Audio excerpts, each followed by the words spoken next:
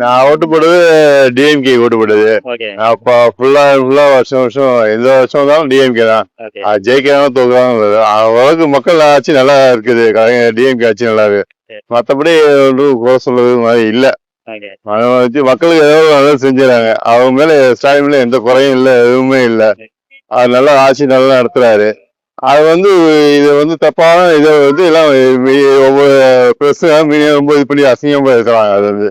அது இல்ல இல்ல எல்லாரையும் மக்களை நினைச்சு மக்கள் நல்லா செய்யறாங்க, அவங்களுக்கு தேர்ந்தெடுக்க மக்கள்.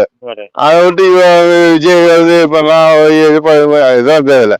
மக்களுக்கு நல்லது செய்யறாங்களோ அவங்க தான் நான் ஆட்சி வரணும், அதுதான் தேவை. நல்ல ஆட்சி வரணும் தான் நல்லா இருக்கும்.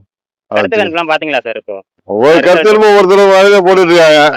மக்களோட கருத்து கணிப்பு எப்படியோ மக்கள் தேர்ந்தெடுக்கிறதான் என்ன பண்ண முடியும், நம்ம அதான் நம்ம ஒன்றும் சொல்ல முடியாது.